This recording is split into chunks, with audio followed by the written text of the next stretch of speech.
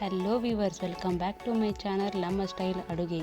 ಇವತ್ತಿನ ನಮ್ಮ recipe chicken ಹಾಗೂ ಸಾಂಬಾರು ಎರಡೂ ಕೂಡಿ ಯಾವ ರೀತಿ ಮಾಡೋದು ಅಂತ ನಿಮಗೆ ತಿಳಿಸ್ಕೊಡ್ತೀನಿ. ಇಲ್ಲಿ ನಾನು ಅರ್ಧ kg ಚಿಕನ್ನ ತೊಗೊಂಡಿದ್ದೀನಿ. ಚೆನ್ನಾಗಿ ತೊಳೆದ್ಬಿಟ್ಟು ತೊಗೊಂಡಿರೋದು. ಒಂದು ಮಿಕ್ಸಿ ಜಾರ್ಗೆ ಒಂದು ಹಿಡಿ ಕೊತ್ತಂಬರಿ, ಅರ್ಧ ಹೋಳು ಹಸಿ ತೆಂಗಿನಕಾಯಿ ಮತ್ತು ಸ್ವಲ್ಪ ನೀರನ್ನು ಹಾಕಿ ಚೆನ್ನಾಗಿ ರುಬ್ಕೊಳ್ಬೇಕು. ಇವಾಗ ಇದನ್ನು ಒಂದು ಪಾತ್ರೆಗೆ ತಗೊಂಡ್ಬಿಟ್ಟು ಅದೇ ಮಿಕ್ಸಿ ಜಾರ್ಗೆ ಇವಾಗ 1 ಇಂಚು ಶುಂಠಿ, ಹಸಿ ಶುಂಠಿ ಮತ್ತು 3 ಗೆಡ್ಡೆ ಬೆಳ್ಳುಳ್ಳಿ, ಹಾಗೆ ಒಂದು ಈರುಳ್ಳಿ ಮತ್ತು 3 ರಿಂದ 4 ಟೊಮ್ಯಾಟೋನ ಹಾಕಿ ಪೇಸ್ಟ್ ಮಾಡ್ಕೊಳ್ಬೇಕು.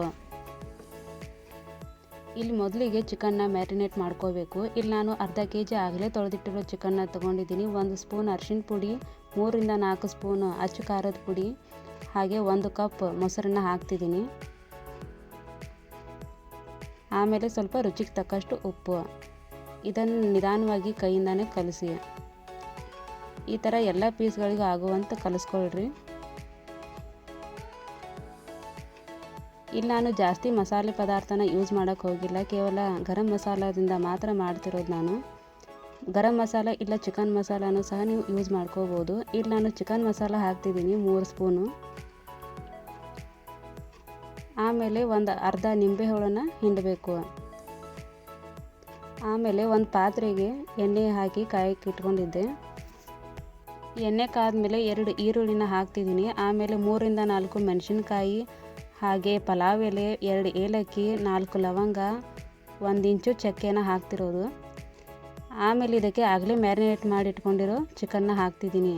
ಈ ಮ್ಯಾರಿನೇಟ್ ಮಾಡೋ ಚಿಕನ್ನು ಒಂದು ಅರ್ಧ ತಾಸು ಮ್ಯಾರಿನೇಟ್ ಮಾಡಿದರೆ ಸಾಕು.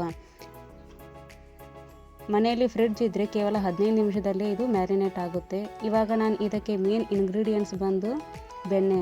ಇಲ್ಲಿ 1 ಸ್ಪೂನ್ ಬೆಣ್ಣೆನ ನಾನು ಹಾಕ್ತಿದ್ದೀನಿ. ಹೀಗೆ ಸೈಡೆಲ್ಲ ನೀರು ಬಿಟ್ಕೊಳ್ಬೇಕಾದ್ರೆ ಬೆಣ್ಣೆ ಹಾಕಿದರೆ ತುಂಬ ಚೆನ್ನಾಗಿ ಸಾಫ್ಟಾಗಿ ಬರುತ್ತೆ. ಇದು 20 ರಿಂದ 30 ನಿಮಿಷ ಹೀಗೆ ಸಣ್ಣ ಉರಿಯಲ್ಲೇ ಕುದಿಯೋಕೆ ಇಟ್ಬಿಡಿ. ಆಮೇಲೆ ಆಗಲೇ ರುಬ್ಬಿಟ್ಕೊಂಡಿರೋ ಮಸಾಲೆನ ಹಾಕ್ತಿದ್ದೀನಿ. ಹೀಗೆ ನಿಧಾನವಾಗಿ ಅದನ್ನು ತಿರುವಿ ಕಲಿಸ್ಬೇಕು.